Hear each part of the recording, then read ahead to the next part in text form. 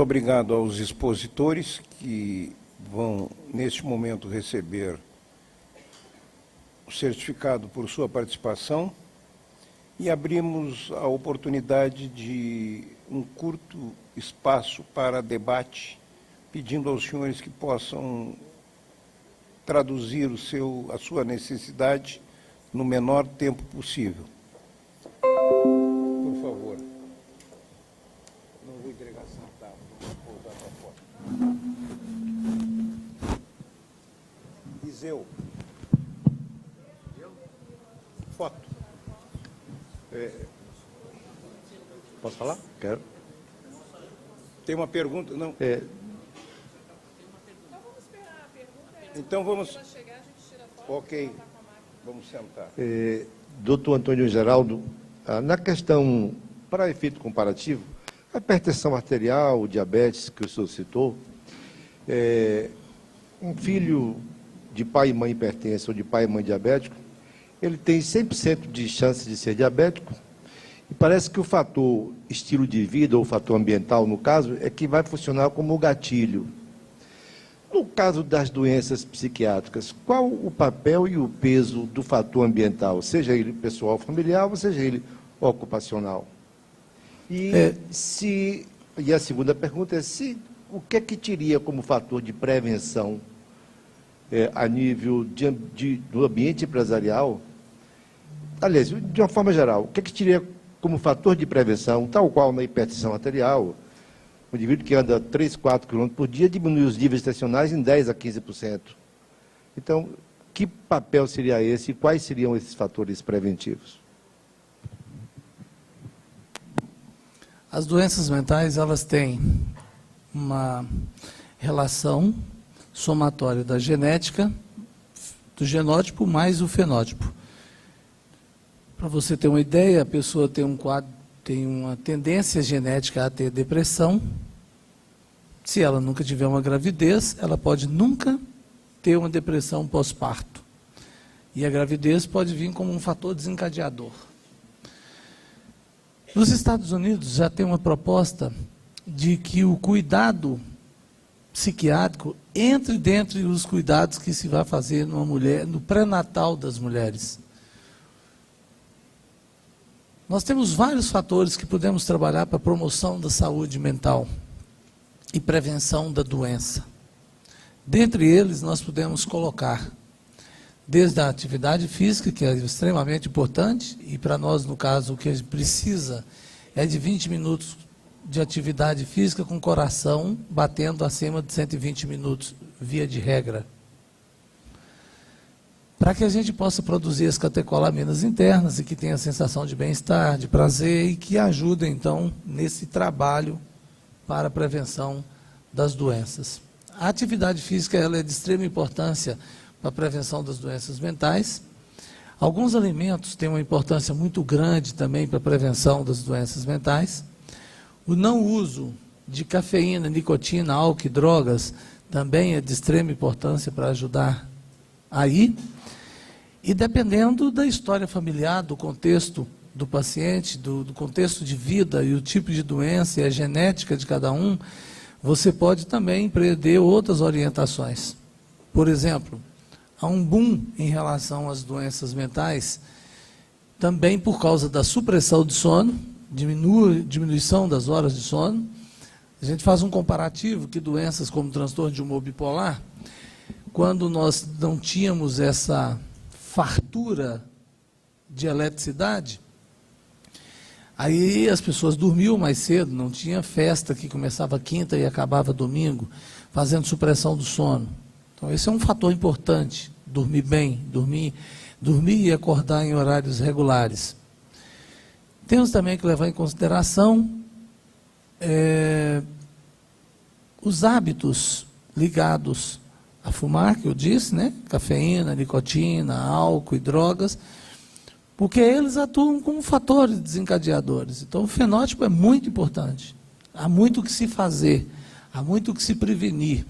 Esquizofrenia, por exemplo, nós temos até a hipótese etiológica, por exemplo, de que meninas, mulheres, que nos primeiros na primeira metade da gravidez e que tem infecções, ela tem maior tendência a ter psicose. Isso aí é tudo bastante importante para você poder trabalhar isso bem. Hoje existem trabalhos mostrando que o trabalho na primeira infância é extremamente importante para a prevenção da doença mental, quando você trabalhe já desde a primeira infância, numa intenção de promover saúde. Isso é você já empreender na criança a melhora dos hábitos de vida. E essa melhora dos hábitos de vida vai realmente depois fazer o diferencial. Nós tivemos um grande aumento de suicídios entre jovens. E isso está ligado diretamente a essa questão da pressão social. Veja bem, hoje um menino com 14, 15 anos de idade está preocupado com qual profissão que vai ter na vida. Porque tem um PAS, porque tem que fazer uma opção de qual o curso que vai ter que escolher numa faculdade. Tem gente com 20, 30 anos de idade que não sabe até hoje o que quer ser na vida e você põe pressão no menino de 13 anos, 14 anos de idade. E aí você vem, por exemplo, hoje você tem um sistema escolar para adolescente em que você mete uma pressão para uma situação absurda para passar no vestibular, para ter uma boa performance de notas. Aí vem estilos escolares, né, teorias em que incentiva absurdamente a competitividade, que incentiva absurdamente, né, que antes de você olhar a sua nota, você olha a nota dos outros, ao invés de cuidar do que tem que cuidar, que é de si mesmo, e não do que quanto que o outro tirou, como é que está a performance do outro, mas sim a sua performance. Essa competitividade, associada, por exemplo, por um momento que nós passamos no país, em de descrença, de perda de ídolos, perda de ícones. Isso tudo influencia dentro da saúde mental das pessoas, dando um impacto negativo e podendo fazer com isso um maior afluxo de fenotípicos naqueles que têm uma tendência a poder apresentar um quadro psiquiátrico que ele poderia passar ileso na vida caso se tivesse hábitos de vida diferenciados e assim os vários outros itens que podem ser acrescentados. Então, hoje é possível sim fazer promoção da saúde mental e prevenção da doença. Nós não temos no país esse trabalho pelo governo federal. Infelizmente, na área de álcool e drogas, que é a área que o Alberto acabou de falar ali, nós temos uma ideia de redução de danos. Não use crack, só fume maconha. Não cheire cocaína, né? Não tome bebida destilada, tome fermentado. Se você tomar vinho é bom para o coração, para o diabetes, para o alcoolismo e para a hepatite também.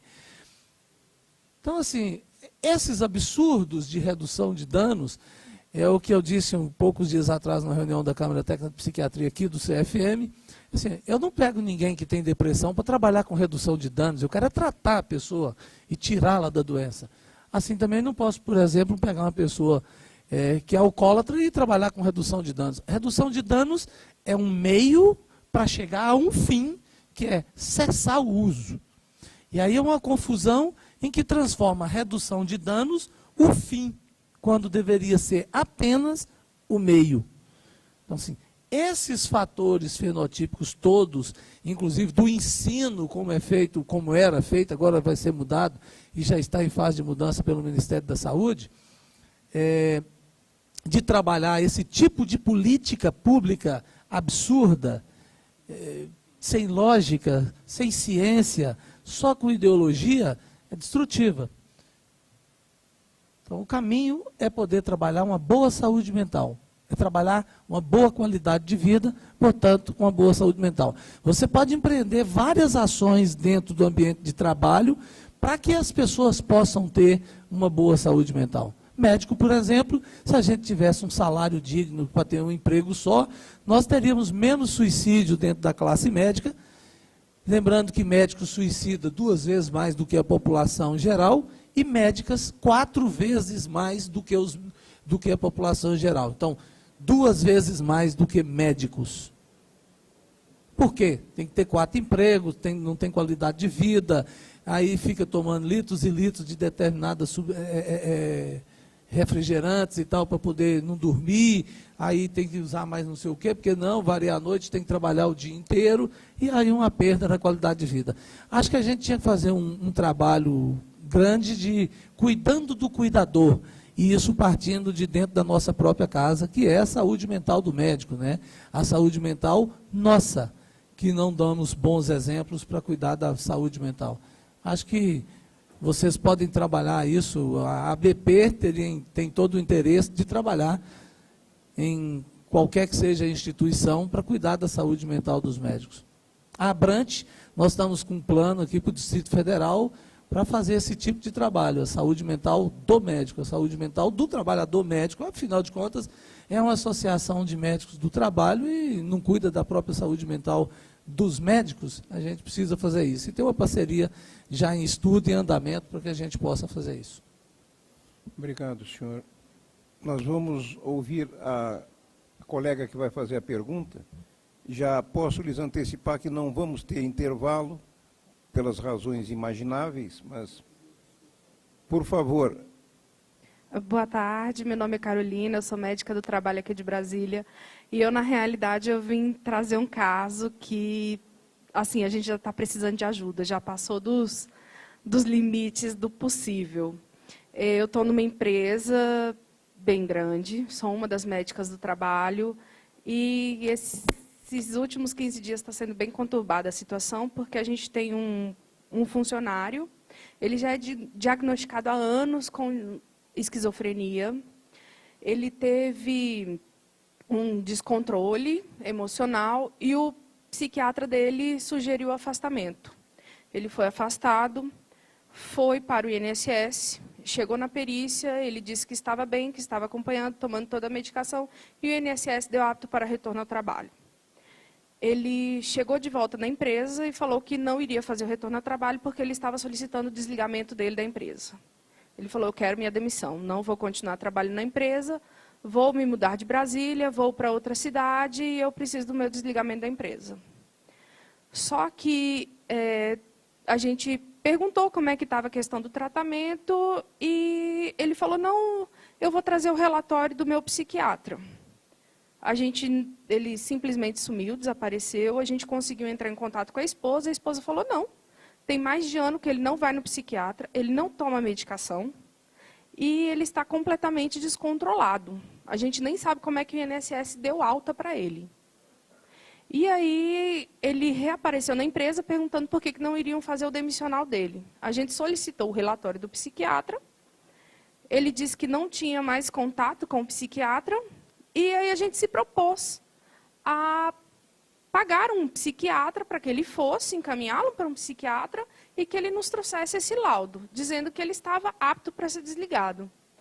E aí ele disse que mudou de ideia essa semana, que mudou de ideia, não quero ser demitido não, eu quero voltar a trabalhar. A gente, sim, mas a gente precisa saber se você tem condições de trabalhar, porque ele cada dia diz uma coisa. E ontem a gente ficou sabendo que ele deu a reentrada de novo no pedido de demissão dele. Ele não tem estabilidade, a gente está percebendo que ele não tem estabilidade nenhuma. A gente já se propôs a encaminhá-lo para o psiquiatra. O jurídico está batendo em cima da gente porque ele já pediu a demissão, o INSS deu apto, e por que a medicina do trabalho não está dando apto para esse funcionário ser demitido? E aí eu fiquei encarregada de trazer essa pergunta para a banca, para ver o que pode ser amenizada nessa situação, porque a gente, sinceramente, a gente já não tem mais outra opção.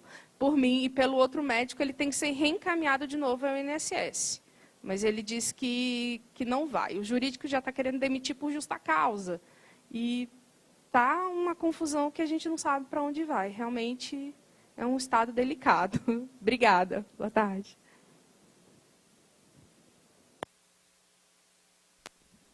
Qual dos expositores responde? Eu sou extremamente conversador, então não deixa para mim não que eu vou responder. Então responda, Lebrinha. Realmente ela trouxe um caso complicado, não é? É concreto e complicado. Pelo que você está falando, ao mesmo tempo que a família diz que ele não está bem, não ficou muito claro. Ele vem para você, lá vem para a empresa dizendo que está bem e que quer sair. Né? Se olhar por esse lado, atendendo a autonomia dele, faz a demissão. Não é doença do trabalho, não está, né? Ele abandonou o tratamento. Quer dizer, é uma responsabilidade também da família. Não pode, eu acho que a empresa oferecer o tratamento. Agora é bom que documente tudo isso, né? Oferecer o tratamento e tudo, igual ao alcoolismo. Se a pessoa não quer se tratar, então ele vai ter que ser demitido, porque ele corre risco. Ele pode levar risco, dependendo da função, para os outros também. Né? Se já fez de tudo, ele não quer, é difícil, porque a gente quer que ele se trate. Não quer que fique para o INSS, porque não adianta, ele não vai. Ele teria que aderir ao tratamento. Né? Então, a princípio, o que eu vejo é o seguinte, aceitar a demissão dele, chama a família, documenta tudo. O que você acha? Assim? Eu acho que não. Eu penso assim, a gente deve proteger a pessoa. Você não é assistente social, você é médica, né? Tá. Então, assim, você não tem que fazer função de assistente social. Esse é o primeiro passo em que médico erra muito. Médico quer fazer função de outras pessoas, e principalmente de assistente social. Quando você fala de pagar a consulta dele, você está falando de pagar do seu bolso ou a empresa pagar? Tá. Então é o seguinte, esquizofrênico, se ele tiver em surto, ele é inimputável. Portanto, você já deu a resposta. Ele não tem capacidade de discernir o caráter lícito ou ilícito do ato. Se você jogar isso para uma perícia do trabalho e cair na minha mão, e você tiver demitido ele, eu vou falar com o juiz que deve voltar, que ele tem que ser aposentado, porque ele é incapaz de exercer a atividade a qual ele deveria fazer. Ponto. Aí você tem uma questão que nós esquecemos no Brasil e que a gente deve pensar nela, que é, nós temos a internação involuntária no Brasil. Paradigmamente, você pode pedir um tratamento ambulatorial involuntário para ele. Então, o jurídico que está preocupado em demiti-lo, deve então fazer uma ação preocupada no sentido de pedir ao juiz que peça uma avaliação pericial dele e, se for o caso, designar o tratamento ambulatorial involuntário. E se ele não tem condições de retornar ao trabalho, que designe então a aposentadoria dele, por ordem judicial, por ser incapaz de retorno ao trabalho. O doente mental não é perigoso. No entanto, o doente mental não tratado é perigoso. 96% daqueles que estão nas cadeias não cometeram crimes dentro da vigência de uma doença mental. No entanto, hoje, mais de 12% da população carcerária é de doente mental grave, que deveria estar em local de internação para tratamento. Olha para você ver como é que são as coisas. Por quê? Porque as cadeias nossas também são adoecedoras. Então, retornando para a questão do ambiente, do trabalho, se você, dentro da sua expertise, definiu de que ele está incapacitado pelo trabalho, você tem autoridade, então, para dizer para o seu jurídico, olha, ele está incapacitado do trabalho.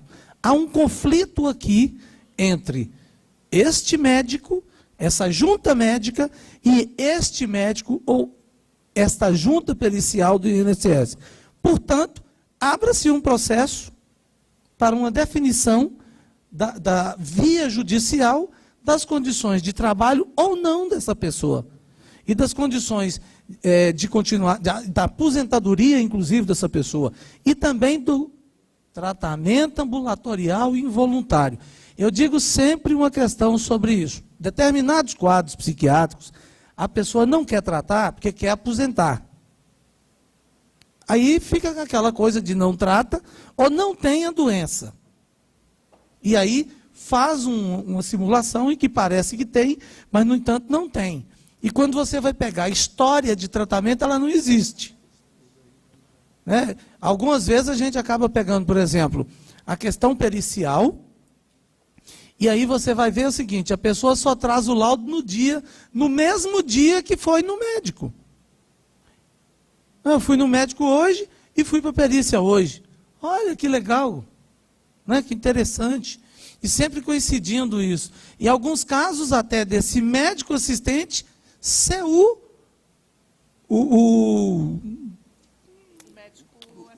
médico assistente técnico na perícia. Então, aí são os absurdos. Esquizofrenia não tem esse papo.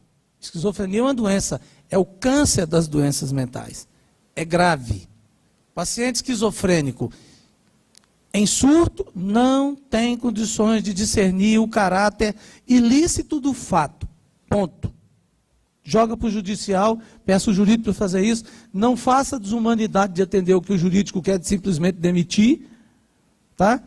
E põe o serviço social do seu trabalho para fazer esse procedimento que é importante. Seguir esse procedimento e trabalhar também essa família, que na maioria das vezes também são famílias doentes ou famílias adoecedoras e que precisam ser também atendidas, fazendo um trabalho da família junto com o trabalho da pessoa. Eu vi isso acontecer com um drogadito aqui no Distrito Federal, de uma empresa fazendo isso, de cuidar mesmo, efetivamente, do paciente, de dizer para ele, você tem que tratar, nós vamos te liberar para tratar, se não for para tratar também não dá, mas queremos que você trate, você precisa cuidar, e seguir o tratamento dele. Essa é uma atitude adequada, uma atitude humanística, típica nossa mesmo, que somos médicos. Não tem por que não ser assim. Respondi? Te ajudei? Muito obrigado aos participantes, a quem vamos passar o certificado, e aos colegas da próxima mesa, por favor, à medida que a foto. Esse povo gosta de foto, tá doido.